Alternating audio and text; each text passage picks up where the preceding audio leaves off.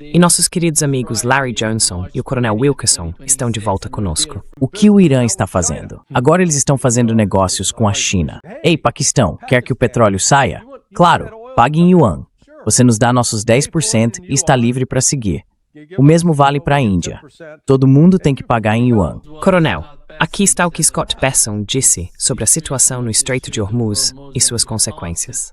Nós retiramos as sanções sobre o petróleo russo, sabíamos que havia cerca de 130 milhões de barris no mar e criamos oferta além do Estreito de Hormuz. Então antecipamos isso. Sabíamos que poderia haver um ponto de estrangulamento temporário, e quero enfatizar, temporário ali. E havia 130 milhões de barris em armazenamento flutuante. Nos próximos dias, podemos retirar as sanções sobre o petróleo iraniano que está no mar, cerca de 140 milhões de barris. Então, dependendo de como se conte, isso representa de 10 dias a 2 semanas de oferta que os iranianos vinham enviando. Tudo isso teria ido para a China.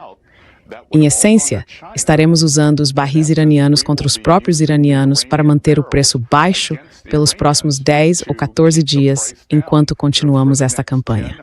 Quero ver você fazer isso, Scott. Esse seria meu primeiro comentário. Meu segundo comentário seria: ok, Putin está ganhando até 150 milhões por dia em lucros inesperados agora. Provavelmente 200 milhões antes do fim do mês. E vocês estão fazendo tudo isso em alto mar. Querem uma guerra global? Querem começar uma guerra mundial? Continuem assim. Pelo que entendo, agora finalmente temos os russos em uma situação difícil. Finalmente temos um petroleiro a caminho de Havana. Pelo menos é o que as pessoas com quem converso sobre isso acham. E ele tem carga suficiente para aliviar alguns dos problemas reais em Cuba neste momento. Vai ser muito interessante ver o que Donald Trump fará quando descobrir, se ainda não descobriu, que é esse o caso, se for verdade. Podemos tropeçar em um conflito global com muita facilidade aqui.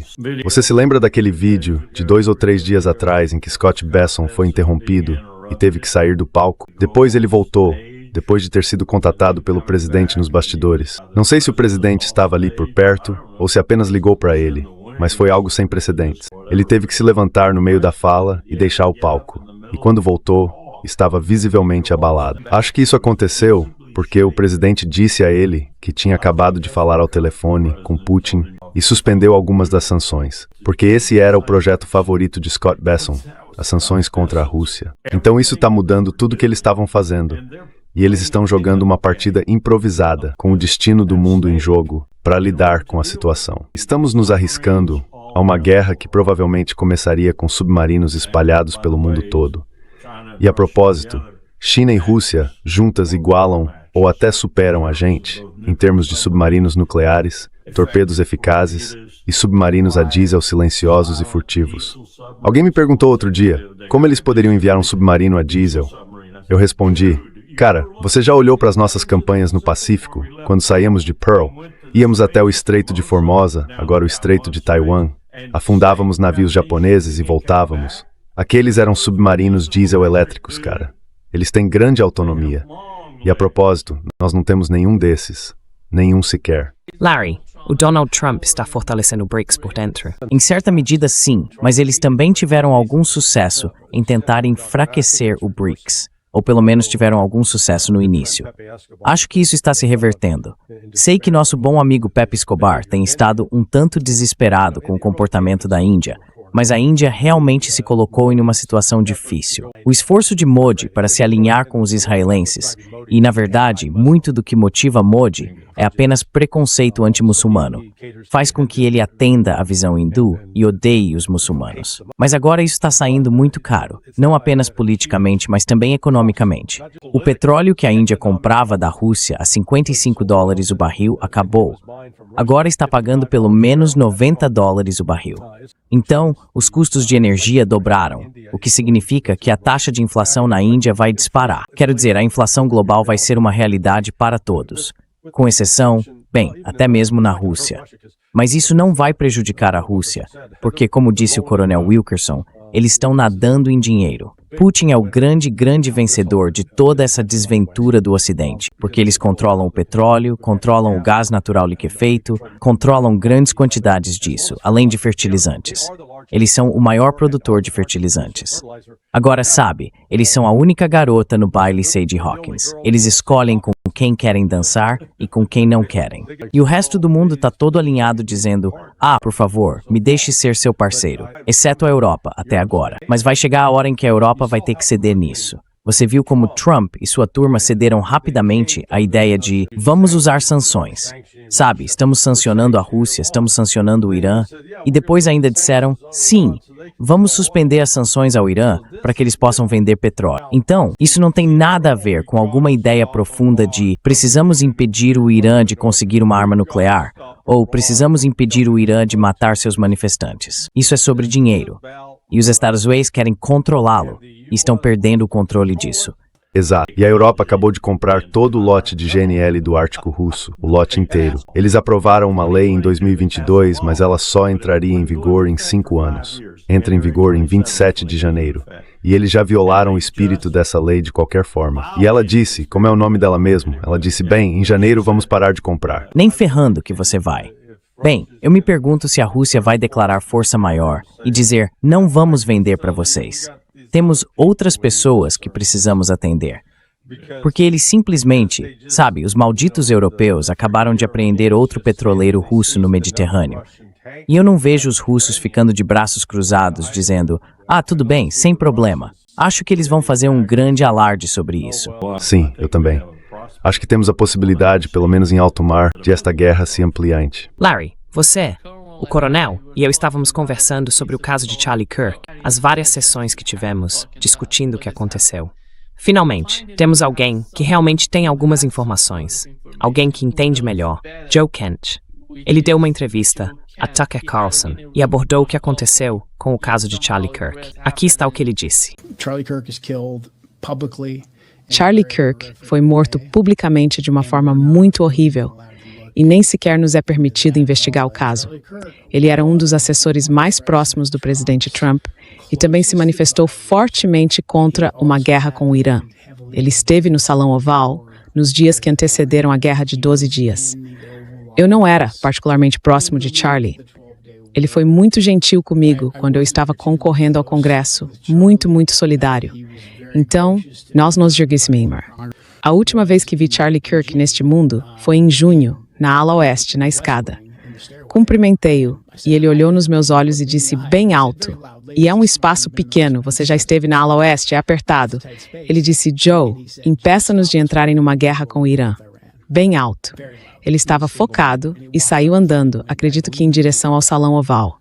Então, quando um dos assessores mais próximos do presidente Trump, que defendia abertamente que não fôssemos à guerra com o Irã e que pelo menos repensássemos nossa relação com os israelenses, é subitamente assassinado em público e não nos é permitido fazer perguntas sobre isso. Isso é um dado que precisamos investigar. O que você quer dizer quando diz que não temos permissão para fazer nenhuma pergunta sobre isso? Fomos informados de que esse indivíduo, Robinson, é um atirador solitário, e talvez seja mesmo. Mas a investigação da qual eu participei e da qual o Centro Nacional de Contra-Terrorismo também fazia parte, foi interrompida antes que pudéssemos prosseguir. O FBI disse que a suspendeu porque queria entregar tudo às autoridades estaduais de Utah. Tudo está indo a julgamento. É algo muito sensível. Mas ainda havia muita coisa para investigarmos, sobre a qual eu realmente não posso entrar em detalhes. Ainda havia conexões que precisávamos seguir. Não estou tirando conclusões. Não estou dizendo, por causa disso, aquilo aconteceu. Não estou dizendo isso de forma alguma. Só estou dizendo que há perguntas sem resposta. Sabemos, pelas mensagens de texto que foram tornadas públicas, que Charlie estava sob muita pressão de doadores pró-Israel. E, novamente, sabemos que Charlie estava tentando convencer o presidente Trump a não entrar nessa guerra com o Irã. Olha, o primeiro político americano cujo assassinato contou com a participação de Israel foi John F. Kennedy. Israel atacou o USS Liberty. E há evidências circunstanciais convincentes de que pessoas ligadas a Israel, trabalhando com outros, talvez os franceses também, mataram Charlie Kirk. Então veja, a ideia de que esse Tyler Robinson foi, entre aspas, o atirador solitário, por favor. O rifle que ele supostamente usou teria arrancado a cabeça de Charlie. Se aquele projétil tivesse sido disparado daquele rifle, o pescoço teria explodido completamente. A cabeça teria se separado do corpo. Então foi um projétil incomum o que foi disparado, o que sugere algo muito, digamos, uma tentativa de assassinato sofisticada. E quero dizer só mais um ponto que, novamente, as pessoas não consideram do ponto de vista operacional. Como alguém faz algo assim? Se você vai atirar a 140 jardas, precisa ter certeza de que o seu rifle está calibrado. Esse é o primeiro ponto. Segundo, como você sabe de onde fazer o disparo? Porque esse garoto, Tyler Robinson, supostamente nunca tinha estado naquele campus antes. Então é para acreditarmos que ele simplesmente andou por ali e disse: "Ah, aquele lugar parece bom", depois subiu e decidiu que a melhor forma de escapar era correr e pular do telhado? Não, não, não.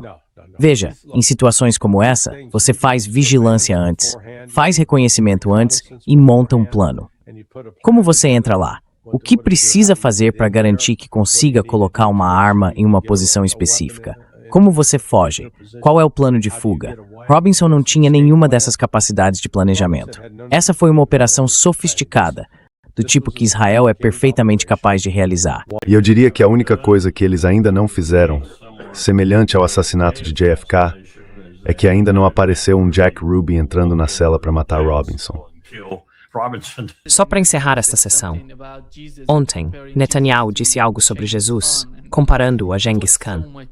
E isso realmente causou um alvoroço. As repercussões estão explodindo por aí. Mas aqui está o que ele disse. E muitas pessoas estão criticando Netanyahu porque esse tipo de comentário não é, você sabe, nada bom. Mesmo assim, ele está fazendo essas declarações. Vamos ver o que ele disse. Infelizmente, tristemente, Jesus Cristo não tem vantagem sobre Genghis Khan. Porque se você for forte o bastante, impiedoso o bastante, poderoso o bastante, o mal superará o bem. A agressão superará a moderação. Ah, Ed, a prova viva da veracidade. Talvez ele seja. Sabe, justo quando você pensa que o cara é inteligente, ele diz algo completamente estúpido e ofensivo para os cristãos. Mas sabe, nós sabemos que esses judeus em Israel, os sionistas, odeiam os cristãos. E sabe, qualquer judeu, porque Jesus era judeu, qualquer judeu que se converta ao cristianismo e tente voltar a Israel sob o chamado direito de retorno dos judeus, não é permitido. Eles são proibidos porque não são mais considerados judeus. São cristãos. Então essa animosidade em relação aos cristãos, e ainda por cima aparecem esses idiotas dentro da própria comunidade cristã que afirmam ser cristãos, mas são sionistas cristãos. A mensagem de Jesus era bastante simples em vários aspectos. Ele venceu o mal com o bem. Ele ressuscitou dos mortos. Todo o mal que foi feito contra ele para tentar destruí-lo, não conseguiu. Sabe aquele ditado? Você não consegue derrubar um homem bom? Eles não conseguiram manter um homem bom no túmulo. E a ressurreição de Jesus mostrou que a salvação não era mais apenas para um grupo especial de pessoas que afirmava: nós somos os escolhidos de Deus. Não, Jesus veio e disse: sabe de uma coisa? A salvação é para todos. Mesmo com Donald Trump a dizer que o Irão já tem uma grande parte da sua capacidade militar aniquilada, ainda existe uma capacidade efetiva de chegar com este alcance? Boa noite, doutor. Obrigado pelo convite. Existe não só no alcance, mas também na precisão e na capacidade de passar as defesas aéreas. Não aqui, mas noutro local que nos preocupa, que nos deve preocupar ainda mais, que foi em Dimona, na zona de Dimona, na zona de Arad, que é onde está o centro nuclear, a central nuclear, o centro de desenvolvimento nuclear, as armas, portanto, que é algo que certamente nunca os israelitas pensaram que iria acontecer, mas o Irão atacou ontem, atacou forte e passou toda a defesa aérea. Portanto, em precisão e em alcance. Em alcance, até agora havia o paradigma, isto é, a diretiva que vinha do tempo de Khamenei, de Ali Khamenei, que havia um limite de 2.000 quilómetros na produção dos mísseis por decisão iraniana. A decisão iraniana agora mudou, e mudou não apenas no alcance. Pois os analistas mais na área técnica dizem eventualmente poderá ser um Khorramshahr que lança tem novamente capacidade para uma carga de 1.500 quilos e retiraram 1.000 quilos, ficaram só com 500, portanto aumentaram o alcance. Pode ser, pode não ser. Agora, a realidade dos factos é que esse facto vem mostrar uma alteração de procedimento, de modus operandi. Como o doutor disse muito bem, todas as capitais da Europa, à exceção de Lisboa, Dublin, Reykjavik, o resto todas estão sobre o alcance. Madrid está nos limites. É que aqui não vemos o resto da Europa, mas se estabelecermos aqui uma circunferência, tendo em conta a localização da base, podemos ver como a Europa chega ali muito facilmente a confirmar-se este alcance. Tudo aponta que... E depois ainda há outro indicador, porque entramos na fase dos ultimatos. Há reportes que Khamenei terá feito uma comunicação. Nessa comunicação apresentou um ultimato que deu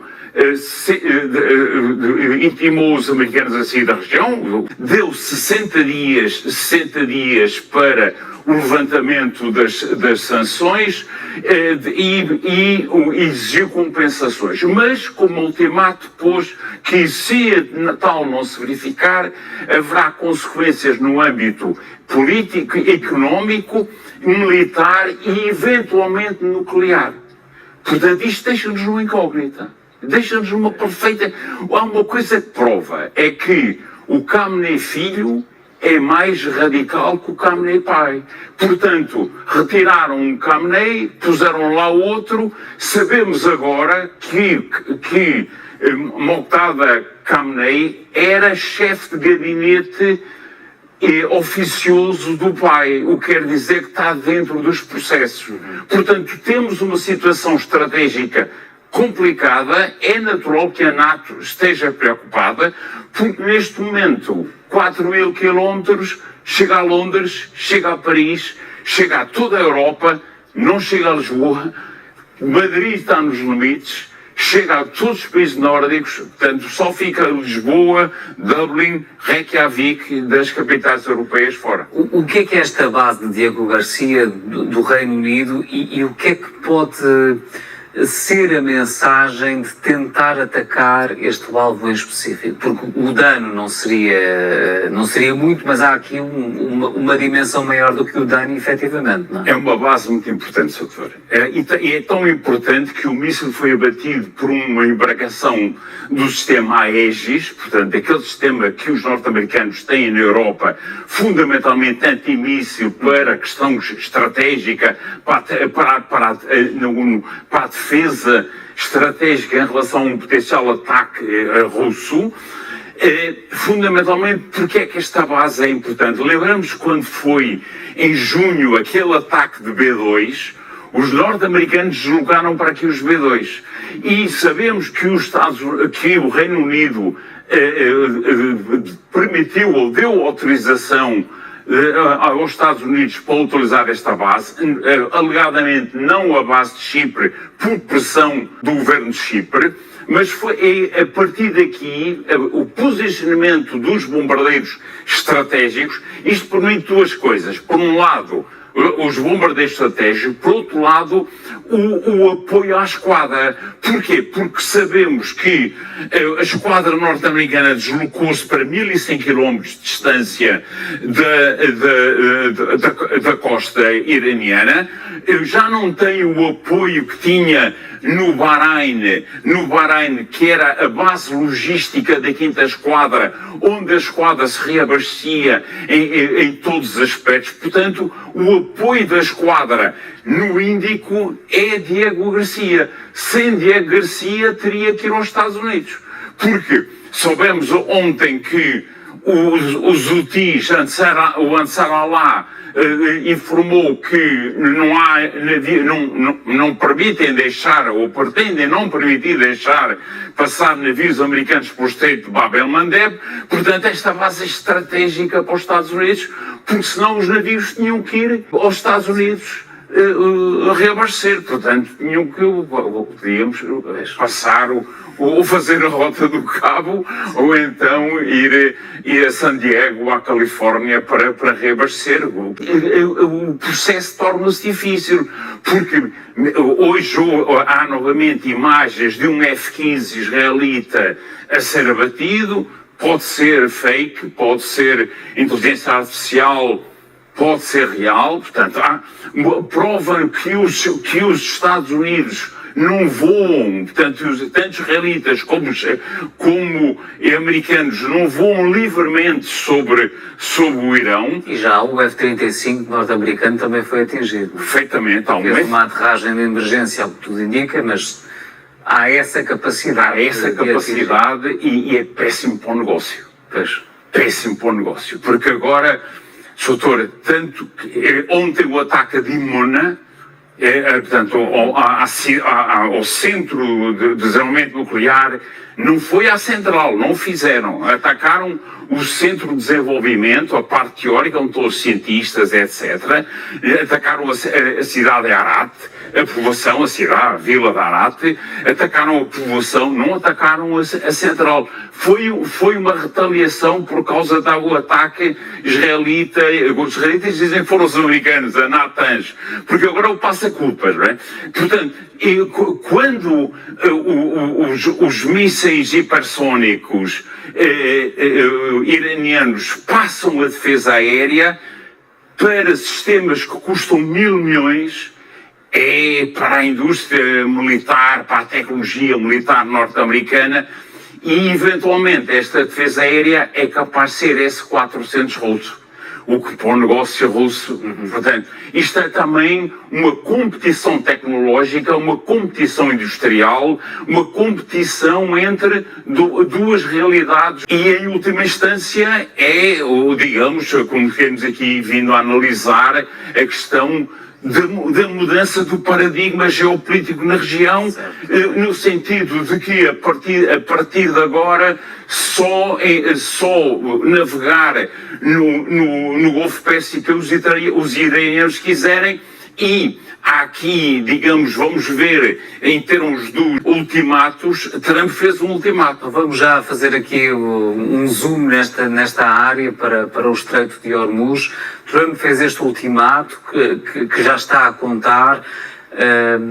Há ou não a capacidade, depois na realidade, imaginando que o Irão até cedia ao ultimato, não há indicações de que isso aconteça, mas tendo em conta a série de ataques que existem, só aqui especificamente no Estreito de Hormuz, alguma vez as seguradoras, por exemplo, poderiam encarar como viável, sem elevados custos, esta passagem? Ou seja, seria o fim do problema?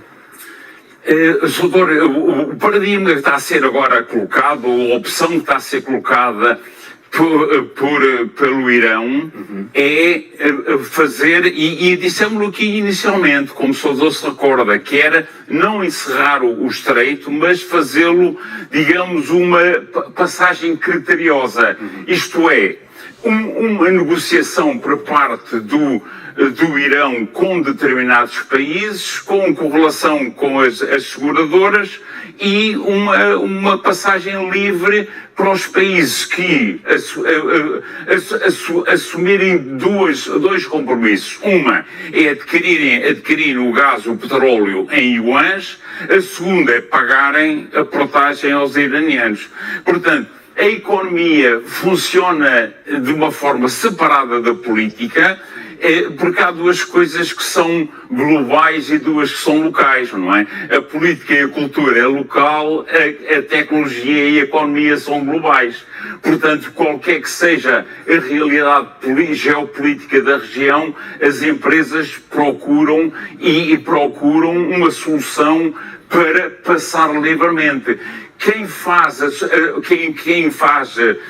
assegura, em boa verdade, é a Lloyds na City e, digamos, se o risco se for garantido, risco zero a navios, o Japão, por exemplo, já estará a negociar com o Irão uma passagem, porque depende em mais de 85%, se a memória não me atraiçoa, do petróleo e do gás da região. Portanto, e há outros países que estão nessas circunstâncias, porque as alternativas são escassas, não é? Porque, em boa verdade, temos 18% da produção global mundial está aqui. E se virmos o número de navios que existe neste momento retidos, entre aspas, não é? Podemos ver como o Irão também pode capitalizar através disso com as tais portagens para deixar estes navios passar? Doutor, isto é a resposta assimétrica de um país que agora sabemos que durante 30 anos se preparou para este conflito. Porque, efetivamente, perante as sanções draconianas que tem, a forma de se capitalizar, a forma de recolher dividendos, é se cada navio que aqui passar pagar 2 milhões, digamos, tem uma fonte de rendimentos que cobre, efetivamente, as sanções. Que as águas não são totalmente iranianas. As águas não são totalmente iranianas, naturalmente, doutor. Naturalmente é Hormuz, pois até há uma análise, e se fizesse aqui um canal como o canal de Suez ou como o canal de Panamá? Só que aqui a questão é um terreno. Há um analista que diz que a geografia ajudou o Irão, ou beneficiou o Irão, tanto o território do Irão, que é extremamente difícil para a utilização de uma força, de uma invasão terrestre. É por isso que é um país muito difícil de invadir, e a Sul torna completamente complexo qualquer alternativa. Não é? E depois, Oman e o Irão, dentro dos países do Golfo, Oman tem uma boa relação com o Irão. Vimos, como nos recordamos, quando foi das negociações entre Witkoff e Kushner e o Arakchi, portanto, iranianos e americanos. Quem mediou foi o Irão, e lembramos até que havia uma intenção de fazer essas negociações em Teherão, e os iranianos exigiram que fosse como nos lembramos, em Geneve, na Suíça, com Oman como interlocutor. Portanto, há uma boa relação. Não sei se Oman não receberá também alguma compensação, naturalmente. Agora, o que nos permite deduzir é que provavelmente o estreito estará minado. Provavelmente, há informações que dizem que são 12 minas, não sabemos. A realidade é que os iranianos já definiram um corredor que passa aqui perto da ilha de Hormuz, há uma pequena ilha chamada de Hormuz, a ilha de Rash, que tem um nome assim, e ali é feito o controle da embarcação, dos documentos, o pagamento e a passagem. Portanto, vemos que já passaram uns quantos navios, e é esta a solução assimétrica. Continua a ser poder, não é? Porque seleciona os navios que passam, continua a ter o poder total sobre esta passagem. Doutor, é isso que o Irão pretende, é que a partir de agora os dois, e esta é que é a grande preocupação, é que não é só esta. Uma conferência de imprensa apresentada por Netanyahu a sugerir que houvesse um pipeline dos países que fosse até Israel.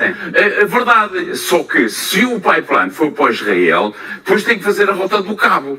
Porquê? Porque o Bab el-Mandeb está fechado. Portanto, o Irão preparou-se para isto e, de facto, está a colocar um conjunto de incógnitas, de desafios estratégicos, para as quais nem os Estados Unidos, nem a Europa, nem a NATO, nem Israel. Aliás, vemos pela primeira vez Netanyahu, que saiu do seu esconderijo, Ben-Gvir, que até havia algumas dúvidas, surgiram e foram a Arad, e o Netanyahu a pedir o auxílio dos países ocidentais. A situação é grave, a situação é muito grave. Referiu a geografia. Vamos passar para o último mapa que gostava de ter a sua análise. Se olharmos para o relevo e para a viabilidade de uma intervenção militar terrestre dos Estados Unidos, nada disto ainda está propriamente em cima da mesa, mas se olharmos para o relevo do território, vemos aqui como seria difícil, diria, muito difícil, qualquer tipo de entrada por aqui? Muito difícil, verdadeiramente difícil, porque vemos que o terreno é todo ele muito elevado. Aliás, há imagens que nos mostram o próprio Estreito de Hormuz e que vê-se que as ilhas, todas estas ilhas que potencialmente os norte-americanos podem conquistar, podem certamente, aterram, depois não basta conquistar, é preciso ocupar e defender, e é preciso a sustentação da força, é preciso fazer chegar logística, munições, comida, água, etc. E isso é extremamente difícil. Porquê? Porque a costa, que é controlada pelos iranianos, tem um predomínio enorme. Portanto, obrigaria a um desembarque anfíbio. Ora, um desembarque anfíbio num terreno destes é extremamente difícil. E a capacidade de proteção que se conseguiria ter aqui, não é? Perfeitamente. Nas montanhas. Estas montanhas e depois para a manobra das forças. Sabemos que um dos problemas que os soviéticos tiveram no Afeganistão, na parte norte, é precisamente a dificuldade de manobrar as forças. Obrigava-as a ir por itinerários e à mercê de emboscadas. Portanto, é extremamente difícil. Portanto, o terreno favorece o Irão. Ao passo, por exemplo, que quando olhamos para o Iraque, quando foi as duas ações norte-americanas no Iraque, aquilo era uma planície, era sempre a andar. É a planície